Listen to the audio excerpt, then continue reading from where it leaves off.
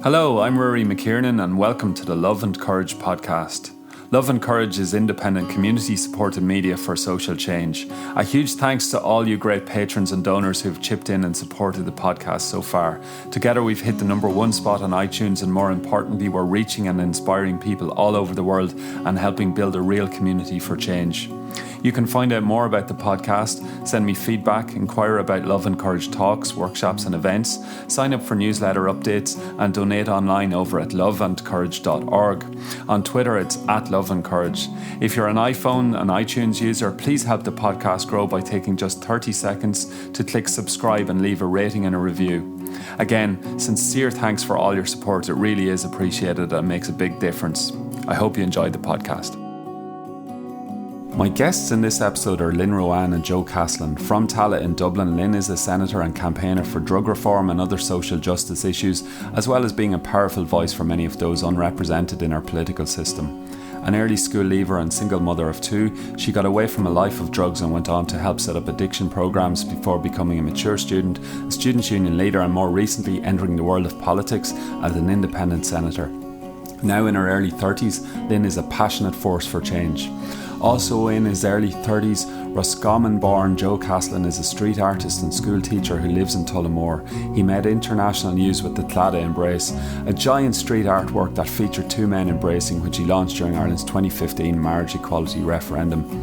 Joe is a tireless educator. He goes above and beyond for his students, and the loss of several of his students to suicide motivated him to create works for a project he previously called Our Nation's Sons. His latest project, The Volunteers, uses large-scale provocative street art to draw attention to drug addiction, mental health and issues affecting asylum seekers in the direct provision system. My conversation with Joe and Lynne took place at the Body and Soul Music and Arts Festival in front of a live audience. I hope you enjoyed this episode featuring 2 of Ireland's brightest lights, Joe Caslin and Senator Lynn Ruane.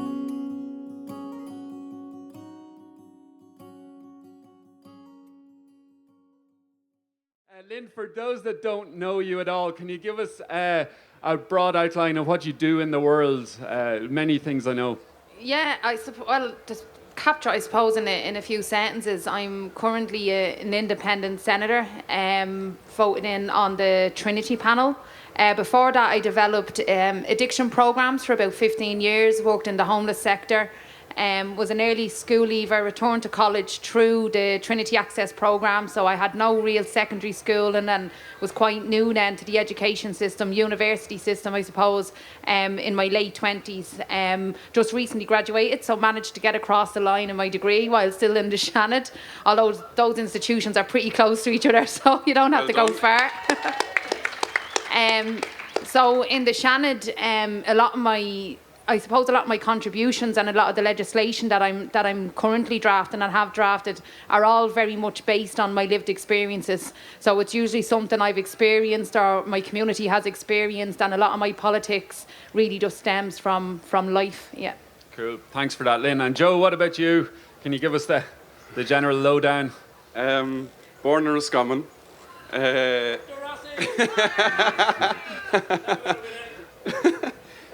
I'm a secondary school teacher teaching art. I'm a street artist.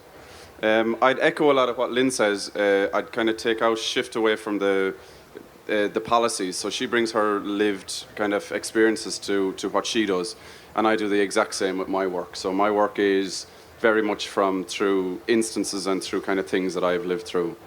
Okay. Lynn, can you give me a bit of a background? I'm always fascinated what somebody was like as a child, to see where you know the adult has come from. Can you give me a sense of what you were like as a 7-year-old? 7? Yeah, okay. 7. Well, I don't think we're I think there's probably a thread of identity that runs through us from birth, but we're definitely not the same people at different stages. I think at 7, I was playing football. I was wanting to be a boy, actually. I haven't discovered that you could succeed as a woman, so I felt I had to be a boy. So I played on boys' football teams and boys' sports clubs, and I also was a member of the Ina Blyton fan club. All right. I used to receive newsletters and everything. And I remember I wanted to be an author and I wanted to be a vet.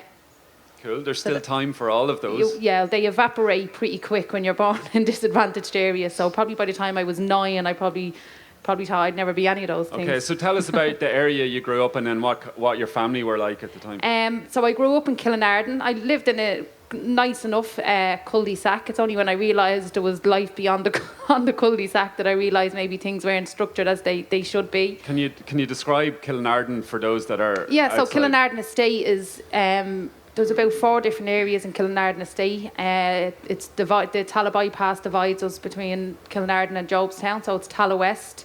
I suppose Tallaght has some of the most, South Dublin I suppose has some of the most affluent areas, like that county council in Tallaght looks after the most affluent area in the city, and then the poorest areas in the city. So Tallaght West would be one of the poorer areas.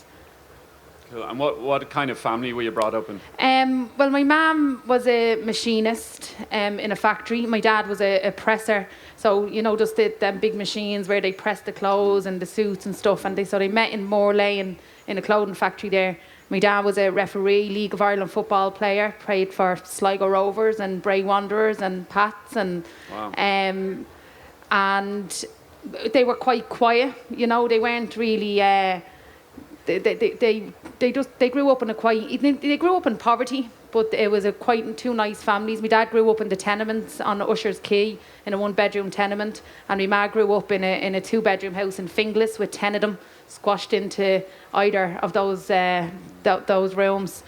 But so I had quite a good childhood, I suppose. It's only when I stepped out of the comfort of my family that things might have changed.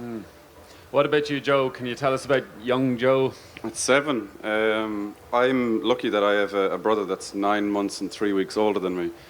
So that was, we were dressed as twins. So my childhood was always running around really after him, and then doing all the wrong things. Parents, Mum worked in the hospital, and Dad is an electrician, retired electrician. We came from a side of town that was always known as the wrong side of the tracks, and we were always there was this kind of level of being diminished. So there was that kind of hook that was attached. I didn't understand what it was then. But then after things kind of moved on, you go, well, why is that label attached and what does it mean? And it's irrelevant. But then in its irrelevancy, it's incredibly powerful as well. So it was a strange one. Do you think that growing up in the type of place or family that you did, that level of class consciousness has stayed with you today, or how's that informed your politics? I didn't know what class I was in. I had no idea. I knew I was in a family and I was loved, and that was incredibly important. And as I got older, I figured out that sometimes the systems don't work, and to be good from the area that I was kind of from, or was strange. It was to be kind of outsider.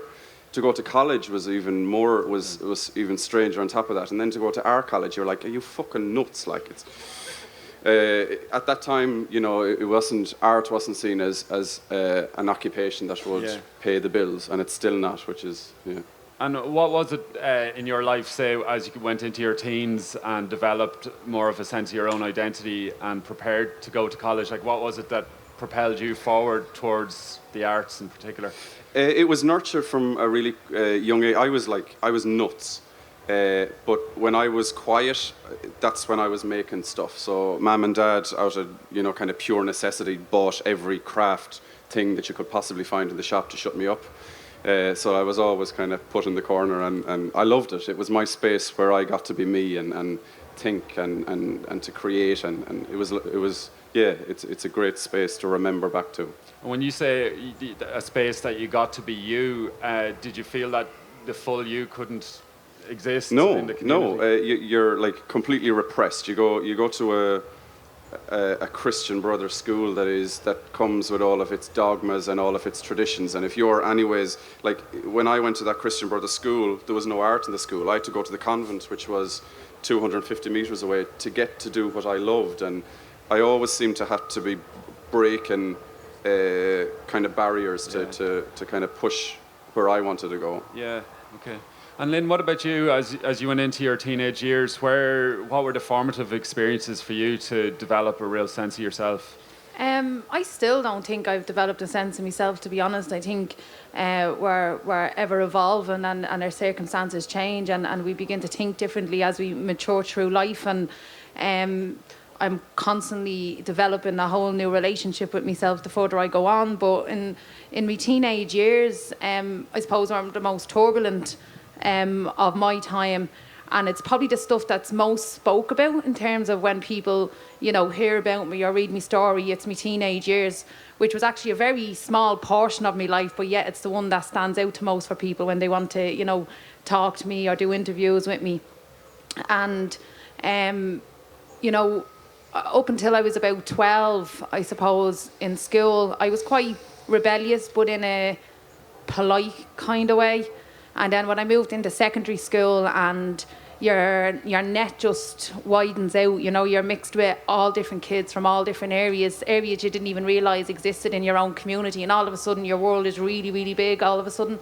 And I suppose my experiences began to change then, because there was some areas in Killinarden that were a lot worse off or a lot less settled than the cul-de-sac I was living in. So I started to experience and witness a lot of drug use and criminality and people dying very young. So my teenage years was very much dominated by very traumatic experiences that probably stayed with me for many years, and maybe still now I'm still trying to unpack some of those traumatic experiences. You're both working on drugs-related issues at the moment, but I know, Lynn, in particular, your story, so to speak, is well documented in the media, but for those that maybe don't know, could you give us a broad overview of how drugs come into your life? Yeah, I mean, I started witnessing drugs around me when I was, and my daughter is here, so I don't know how much I mould these conversations in front of her, but sure, I think she knows most of it.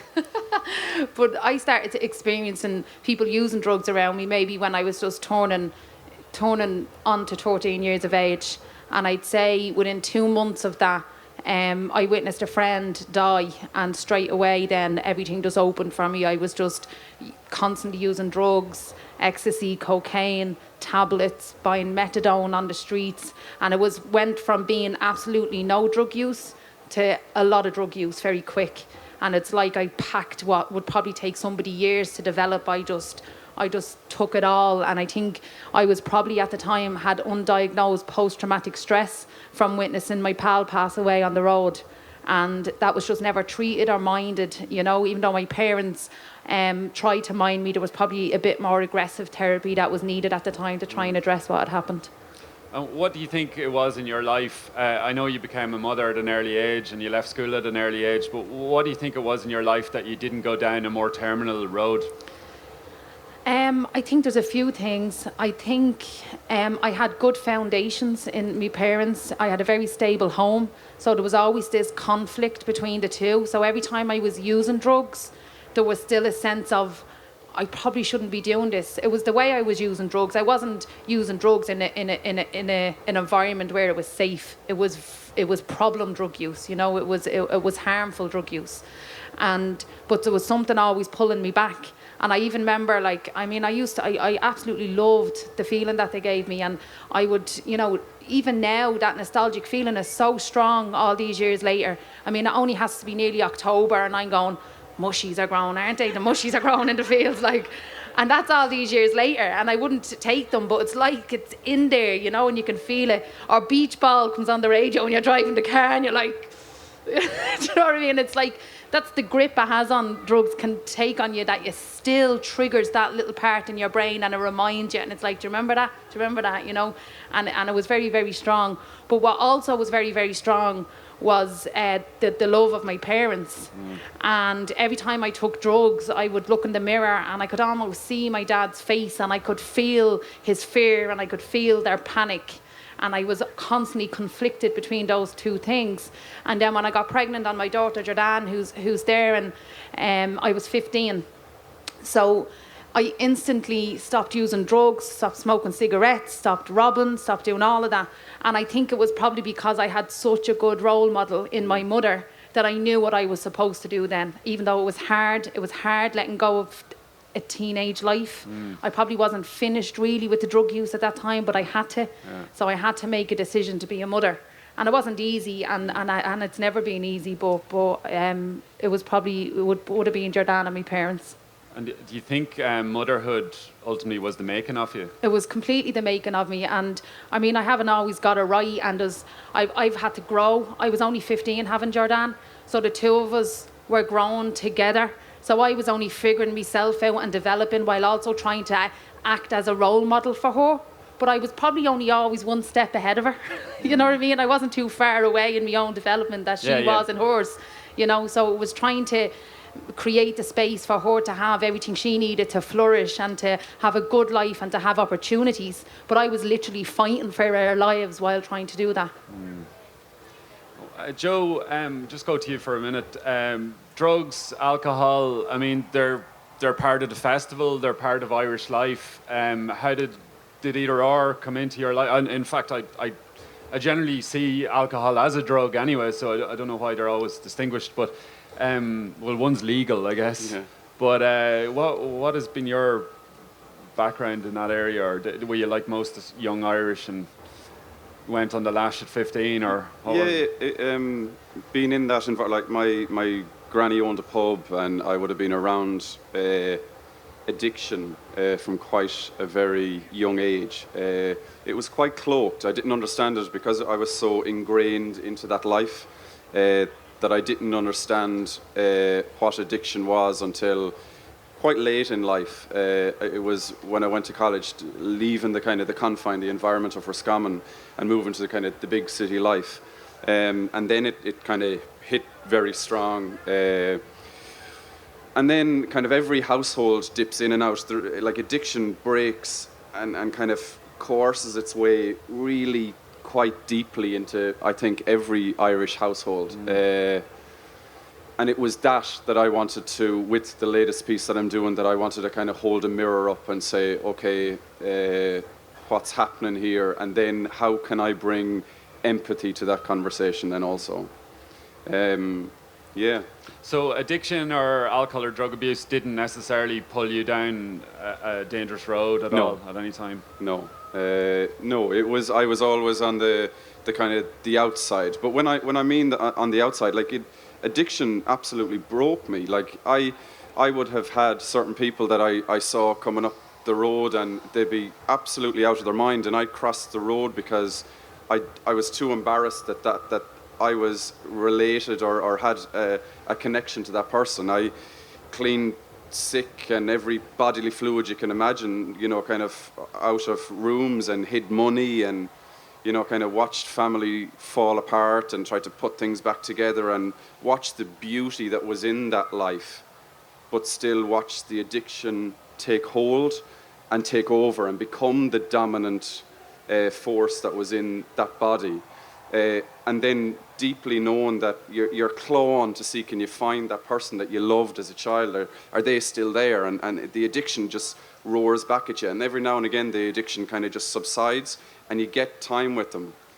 And then the addiction comes back, and you actually hate them because they allow the addiction to come back. And these were all things that I didn't understand, and bit by bit, and as I got older, and like Lynn said at the very start of the conversation, like I'm a completely different person than I was last year, so I'm constantly evolving and constantly understanding where I fit in the world as well.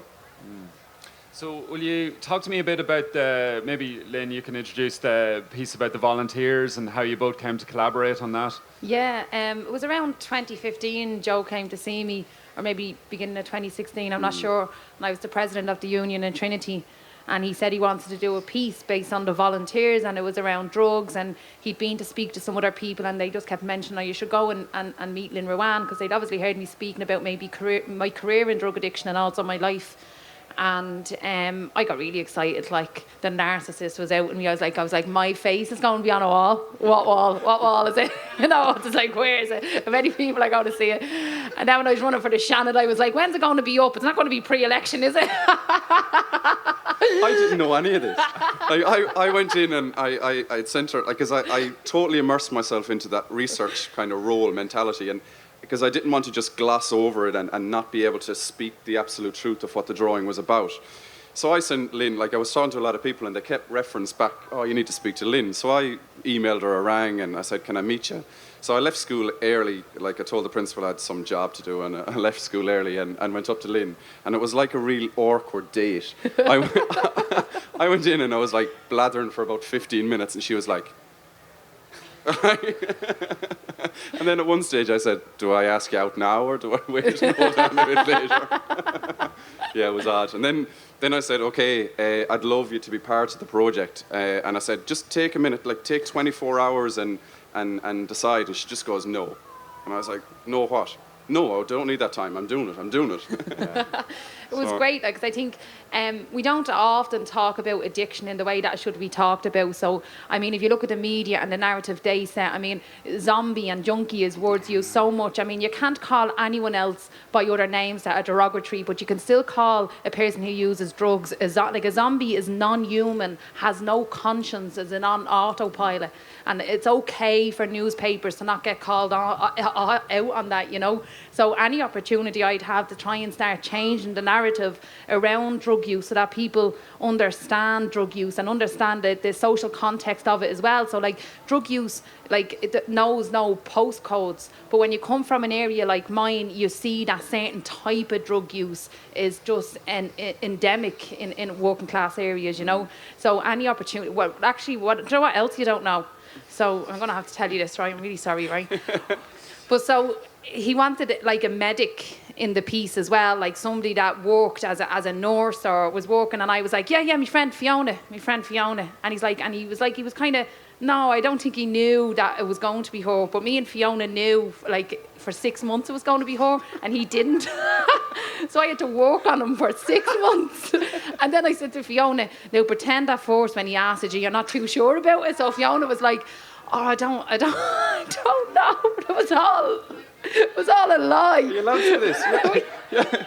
Yo, bitch. We had manipulated him to put Fiona in the piece. I'm going pulling her the wall straight away. But Fiona works, training GPs to work in areas of social deprivation so that they understand the social context in which they work in.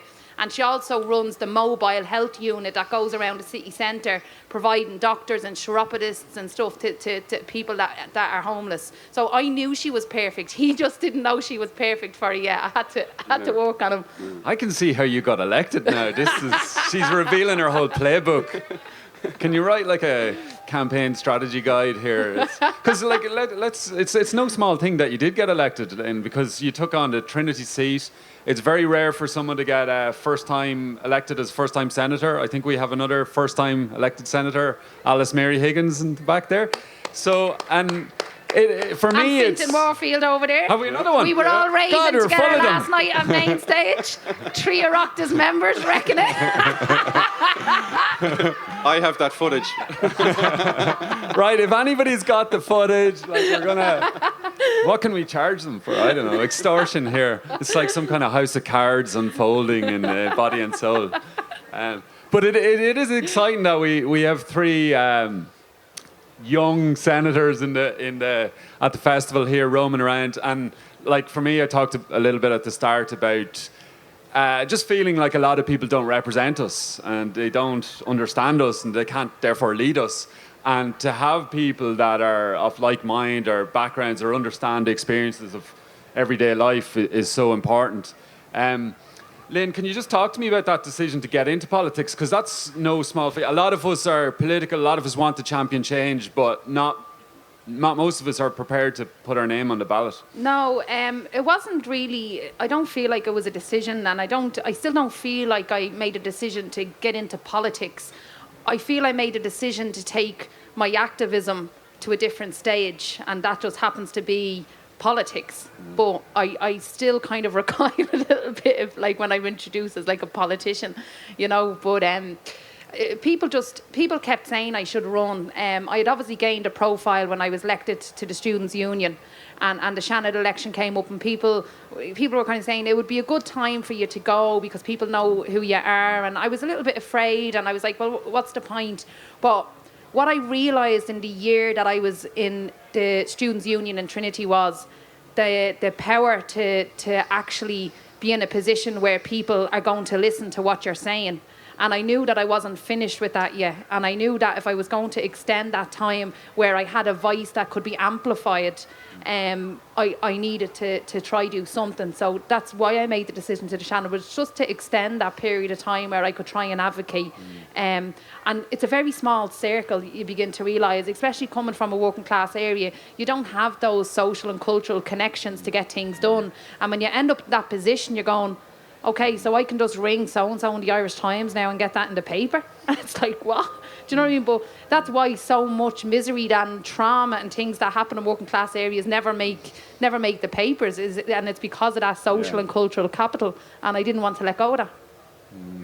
I remember reading at the time of your campaign that, or it was after you got elected, that it was one possibility that you very much weren't going to get elected and that you would be out of a job. And you know, it was no small undertaking to take on the big boys in Trinity. No, it wasn't. And I try not to think too much about things as I'm doing them and how big they are, because that might, paralyse me in my efforts. So I just go and I give it me all. And I think, well, if I don't get in, and I knew there was a huge possibility I wouldn't, but I felt that for the 3 or 4 months of the campaign, at least I still had that time to try and raise some important issues along the way.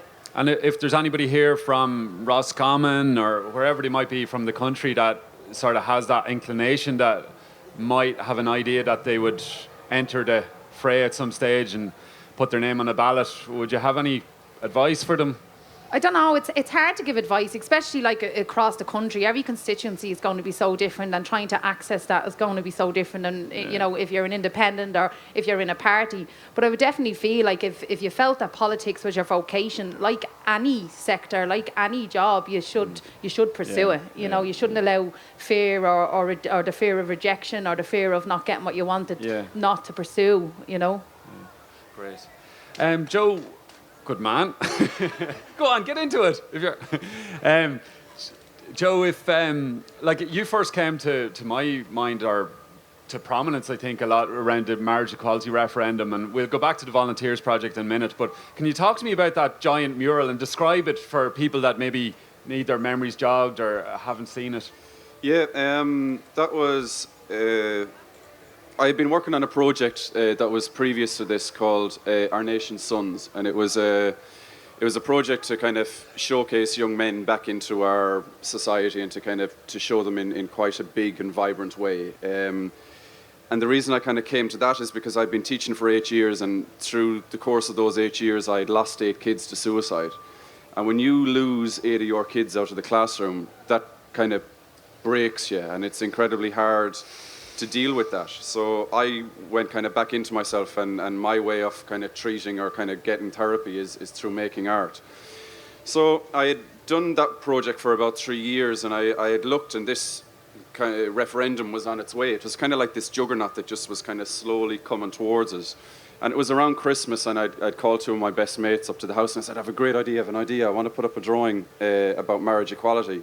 And I'd been teaching a history class the previous week, and it was about a meeting on the Tallaght stairs. It's an incredibly beautiful painting that's in the National Gallery, and it's Ireland's favourite painting. And it's a story of a Danish ballad, and you have this princess who was in a castle, and she fell in love with her bodyguard, who was of a lower social standing. And it was their last fleeting embrace. He was on a lower step, and it was their last fleeting embrace going up this stone tower or turret before the death of them both. And I kind of looked at that, and it was just exactly what was taking place in Ireland. You had this higher power, who was the king at the time, that was saying that relationship was absolutely banned. So I saw this is the perfect kind of starting point to create an image. So I began the drawing, or kind of began the process of creating the drawing. And then installed it in the middle of the night on, I think it was like the 23rd of April. So we started it around midnight. There was lots of lovely little things that happened, just because that nearly didn't happen. I'd say about 14 times. Like, it was come to a point where it nearly collapsed. The Dublin City Council rang me at 5 to 6 on the Friday evening before we put it up, and said, if you put up that drawing, we'll bring it to the High Court. So I was like, all right, well, what am I going to do? Put it up. So it was kind of, and from there, that was it. Fantastic. I'm glad you did.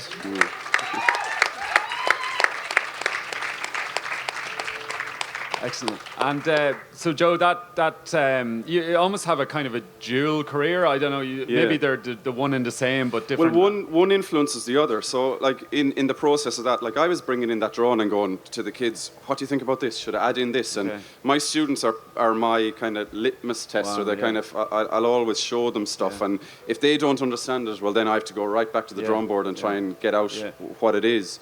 So yeah, it was great for them to be part of that as well. And eight young men in 8 years. Seven lads, one girl. Okay. Yeah. It's tough. It's because you're not like a teacher is this really strange kind of a space, like because you're there to be their parent, and you're kind of there as their friend, but you're not. And it's a really kind of difficult role to describe, and sometimes it's incredibly special. Like everybody has that, kind of teacher that kind of brought the best out of them. So it's hard when you lose kids, because they're your kids, and kind of looking at that space, and they're no longer sitting there. That is, you don't come back from that.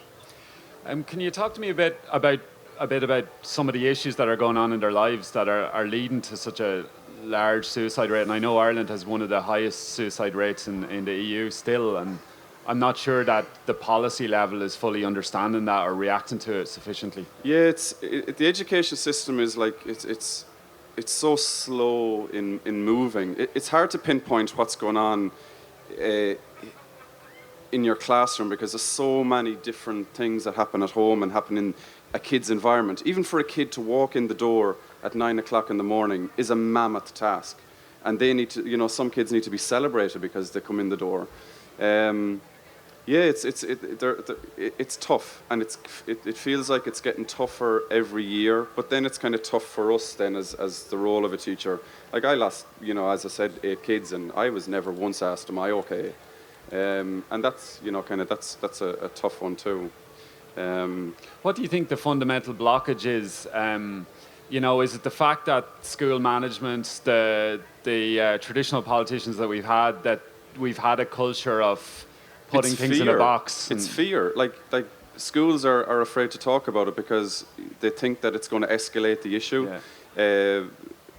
Kind of those that are in the space to make policy are petrified as well, because you're talking about lives, and that kind of fear is making everything just stop. And as things stop, there's kids that are just completely, they're no longer here. Like they're making a decision to end their lives, and it's inaction that's leading to the crisis that we're in, and it's an absolute crisis. And that percentage would be, I think the broad figures are 80-20 men to women suicide, and I know there's a spectrum of mental health issues that affect both genders, but what do you think is at the crux of the male-specific aspect around that? Not talking. Like lads will not talk about what's in there until kind of you have that drug that is alcohol. Like the last time I went home, I went to the nightclub, and it was maybe about 7 months ago. And I went in with my best mate, and I was in there for maybe about an hour. And like it's a really kind of it's fairly big. And there was a queue of 5 lads standing up beside me, waiting to talk to me, to tell me about their mental health. And the only time that they talk or feel that they can speak about it is when they're full of pints. And that's not a space. That's not a good space to talk about kind of how your head is. And even the kind of, if a man talks about his emotion, it's seen as a weakness. It's seen as, kind of something that is going to hold them back, rather than it's be seen as a strength and kind of, kind of seen in the positive light that it should be. Lynn, obviously, like we're talking about mental health and suicide, but addiction is very much, it's one and the same story in many ways, isn't it? Because I think we separate and silo and put mental health over there, addiction over there, alcohol over there. And like at the core of it is this woundedness and inequality. Yeah, like especially in relation to addiction and mental health, this country has done absolutely nothing at all. I mean, dual diagnosis is around as long as drugs are and mental health, and still people get doors closed on them. You know, it's like a chicken and egg. It's, you know, sort your mental health out and then come back and we'll sort the addiction out, or sort your addiction out. And like the amount of expertise in this country, and they haven't managed to come up with a dual care plan for someone that's experiencing both, because you can't separate them. They're intertwined, you know.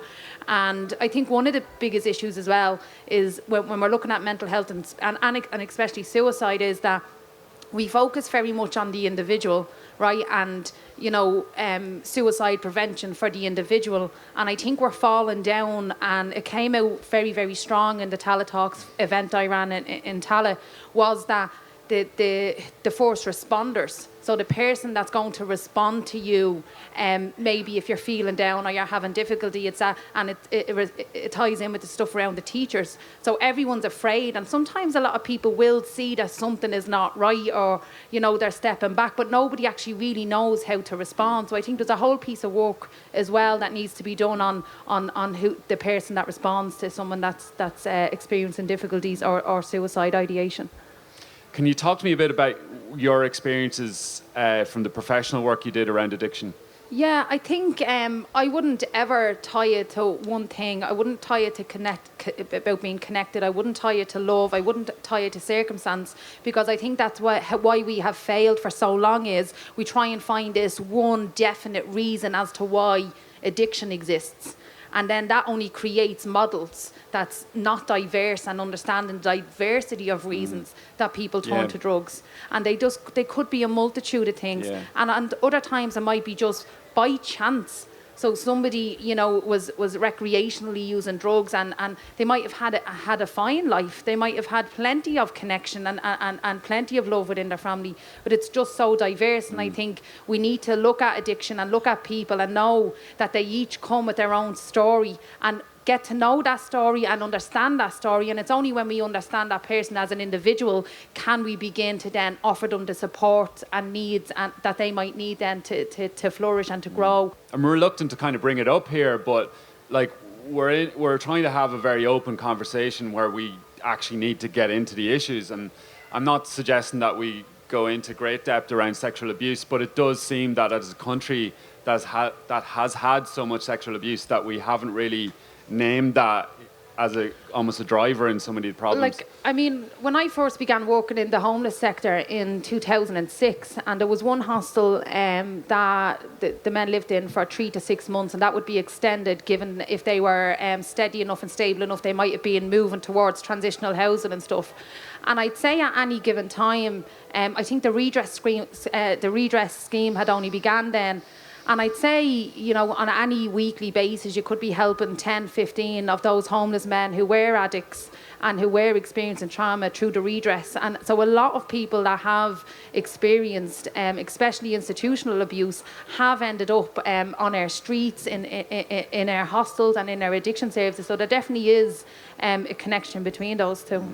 And what feeds you on into each of your next projects? So the Volunteers Project is just been launched at Trinity. Is it 50 foot or more? Do you wake up one morning and the voice is speaking to you? Like, where are the ideas coming from? Yeah, I take time and I kind of listen to myself, and like I love looking around and seeing, okay, how can I generate an image from this? And it's a lovely process. And like the next piece that I'm doing is a mental health piece, and that's going on Collins Barracks, and the piece then that's after that is on direct provision, and I've no real house for that because everyone is fucking petrified of direct provision. It's a huge issue that needs to be talked about. Like, we have a cohort of beautiful people that are living in this country that are being absolutely, you know, kind of diminished, and it's disgraceful what's taking place. So yeah, and there's a lot of people that, and I don't want to say, you know, there's an ignorance around it, but sometimes the audience or kind of the general public needs an education on that. And it was the same with the marriage equality piece. There was so much, when I was reflecting back on kind of what I was going to create, I looked at the referendum that I had lived through before that, and it was the abortion referendum. And I remember the placards. I remember vividly those images of fetuses, and they were quite, it hurt me, and watching these being kind of forced in front of me, and I wanted to create an image that was beautiful, and I wanted to create an image to show love, and I wanted to create something that people would respond quite positively to. And that was the same with the piece that I'm working with Lynne. Like there's no aggression that's in the piece. Here you have 3 incredible ladies that are fighting, with over 50 years experience in that area, and just saying, okay lads, can you look at things in a different manner, and we can change things slightly.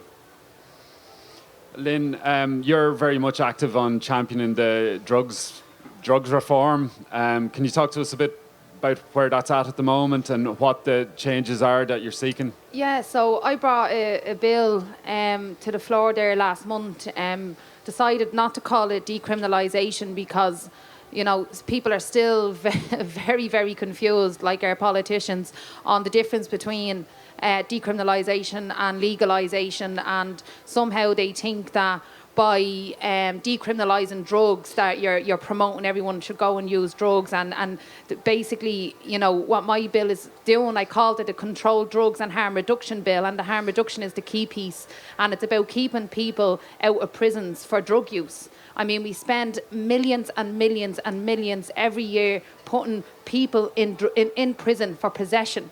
And it's absolutely pointless. And in my research so far, I've found about 11 million a year savings in the justice system. So that's the likes of legal aid and the court system. And I mean, if you took that amount of money, locking mostly working class young men up, because it does affect the working classes more. And you took that money and invested it in an early stage of all them young men's lives. Like, we're putting money at the wrong end all the time. It's like, let's all wait till it's all shit, and then we'll put a load of money on the top doing nothing about it, instead of actually investing it from the offset and the beginning. Like 100,000 a year to house a prisoner. 100,000. Imagine that 100,000 invested in that one individual, like from Jobstown or Finglas or whatever working class area it is, and actually what that would then give back to society in terms of their lives. Like, it's absolutely backwards how they do things. Imagine giving that 100,000 to a school. Imagine. That'd be. So basically the bill now is adjourned. So are they kicking you to touch on that? No. So, you don't need to tell me. No, it's a question. So, they didn't want to be embarrassed and vote against it, in a sense, because they knew that this issue is growing legs and that people are going to start fighting against it.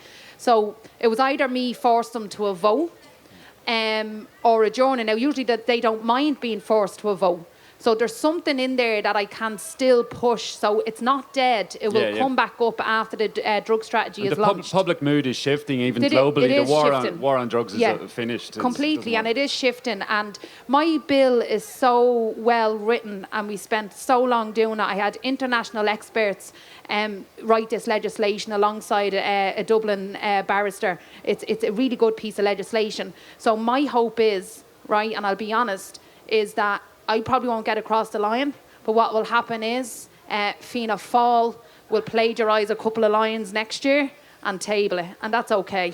If it gets done, it gets done. It doesn't need to be under my name. It's a good piece of legislation, and I think Fianna Fáil are a little bit closer in their party. They were split down the middle, so they were kind of fighting back and forth about having to vote on this. So there has to be, there's a shift. It just might not be this year. Yeah. And I might not get the glory for it, but anyway. Yeah, well, I know a mentor of mine said to me many years ago that great things are possible when you're prepared to let someone else take the credit. I don't mind. And I think that's what I'll do for my whole time in the Shannon. People don't understand why I don't want to progress out of Shannon. I'm going to stay there and use what I have there to keep writing good legislation and handing it over to whoever's in power. Here you go. The next one I'm going to do is around child maintenance. And currently in this country, what happens is women are forced to go and pursue men for maintenance for their children and don't receive a penny of it, but then are means tested on it. So they lose out twice and wonder why women are living in poverty. In England and in some other countries, when you're forced to go to court to pursue maintenance, the mother doesn't have to keep pursuing the man. And especially if you're looking at domestic violence situations already, it's not nice having to ask for money every week and it's not just given to you. So my legislation is that the state extracts that money directly from the man, whether it be as social welfare or through the tax system, and it's then it's then put into the woman's lives and the children's lives, and it improves the relationship between the mother and father, because then they're not actually having this battle and fighting over maintenance. So that's one of the pieces I'm looking at, and then I'm also developing training for community workers in areas of deprivation to help them understand the 8th Amendment and put it in a context that we can bring into some of the poorest areas that aren't having these conversations. And myself and Anna Cosgrave will do the first one. We're hopefully around 50 youth and community workers and family resource workers, and that we'll do that at the end of July. So I'm still trying to do the activism bit as well as the legislation bit. Yeah. So we need to end direct provision. We need to tackle our mental health and suicide crisis. We need to reform drugs policy. We need to repeal the 8. There's so many challenges ahead, and in some ways, for me anyway, a festival like this is such a great opportunity to almost down tools for 24, 48 hours. And it's not that we forget about those issues, but we put more fuel in the fire and enjoy life and remember what it's all about as well. I'm just wondering, Lynn, apart from the festival, what are the aspects of your life that keep you fueled, that, I found in my own life that if I'm not refueling the engine, I ultimately burn out, and ultimately you can lull into you can end up in depression or any other place from that. Yeah. But what keeps you fueled? I used to train a lot. It's hard to fit that in, but I suppose my family, and I think what even keeps me fueled is watching my 2 daughters and how their lives are transformed, and knowing that I've kick-started a generational change where my experience of life is not going to be repeated here on after, I hope, and I think watching them grow, and I had Jaylyn. I got absolutely great buzz out of my youngest girl here. Was here 10 o'clock. She's 10 and was here with me on Friday night, and she just refueled me completely having her here. We came out. She saw the circus tent and she says, "Ma, will you bring me to circus?" I said, "Yeah, do you want to go to circus?" It was out 12 o'clock at night. Yeah, straight into the middle of a rave. She's like, "This is not a circus," But then she came out and she's mad for watching YouTube families. So we walked out and I was getting her a hot dog. She just looked at me. She went, "Coachella next, yeah?" And I just thought, she's absolutely rapper, But her experience of festivals will be very different than my experiences in 1998 in Creamfields, let me tell you. You're lucky there was no digital photography on the sticky wall of Barnum. What about you, Joe? We'll just have to leave those images of Lynn behind for a minute. No. Lynn Ruane on the sticky wall at 4 a.m. Faithless in the background. Joe, what keeps fueling your fire, and what are the things that you've teaching is no easy job to do on a day-to-day basis, and you're doing your art often. You're living in Tullamore. Yeah. So, and you're driving a lot around the country. You're putting up murals. Everyone in the middle else of the is night. Driving him a lot. He doesn't drive because he doesn't have a license. Don't expose him. Okay, you've got chauffeurs driving you around because you're a prolific artist now. Jesus, these two. Anyway, Joe, we're going to wrap up. We take a couple of questions. What was the question? The question is, I'm going to forget in a second. You. How do you keep going, Joe? What's spurring you on? Home replenishes me right from the bottom up. Home, good friends, and the kids in school. They're amazing. They're really, really incredible kids, and they bring such energy to you, and you can go in there and you might have a really tough day and your head might be all over the place, and you just see a smiling face coming in, and it's just the energy, and it's like what happens at a festival, when you go out and you kind of, all your barriers are down and you have a chat with someone, and it can be up on the hill on the main stage. It's just, kids just give energy out so easily, and if you just allow it in, you're set. They're great. Brilliant. Any final words from you? Lynn, what would be your rallying call for... I'm not good at rallying calls. Come on. Well, what are your final words in terms of what all of us can do collectively? So the spotlight's been on you, but what can we all do together to make these changes happen? Well, obviously, maybe I'll tune in on one because it's very hard. Everything's so different. For me, being on the Repeal the 8 committee at the minute and obviously feeling the pressure of that and you know, wanting that to move forward, I think anyone that's advocating for Repeal the 8 needs to actually look a bit further afield. I mean, there's very little conversations happening in Tallaght and working class areas, and they haven't been facilitated in the same way yet to have those conversations. And I think there's a huge amount of information and education that needs to happen around agency and autonomy for young working class women. And I think we all have a collective responsibility in the Repeal the 8 movement to make that happen. Great. Joe, thanks, Lynn. Any final calls to action for yourself? Yeah, just bring a little bit more empathy into your lives, kind of every day if you can. It's a really small, like if you just change your head up a small bit and just kind of look on how you can hand that over, how you can give love back a little bit more. And it's just making time. Like my thing is, I'm an artist and I can kind of create a space where people can look at things differently. Do what you can to make people look at things differently. And Right. Thank you for listening to the Love and Courage podcast. I hope you enjoyed it. I'd really love if you could subscribe to the podcast, rate it and review it, and spread the word on social media and wherever you can. While I love doing these interviews, they take a lot of time and effort in research, production, post-production and publicity, and there are some costs involved. If you would like to chip in and help the podcast grow, it would be really appreciated. All contributions welcome, and monthly patrons can receive a Love and Courage t-shirt, badge, special mentions online and discounts on future workshops and events. And this support helps me to help others in the community in my day-to-day work. My sincere thanks to all of you who have already supported in so many different ways. Also, just to say, I sometimes take on social change media, communications campaigns and strategic projects, and do talks and presentations, workshops in schools and colleges, community centres and at conferences. Topics range from mental health and personal development to youth and community empowerment, leadership, activism and social innovation. If you're interested in learning more about any of this, please let me know. So to get in touch, to offer feedback or suggestions, or to make a financial contribution right now, log on to loveandcourage.org or send me an email to podcast@loveandcourage.org. Thank you so much for all your support. Until next time, here's to you, to all of us, and to having the courage to create big change in our lives and in the world around us.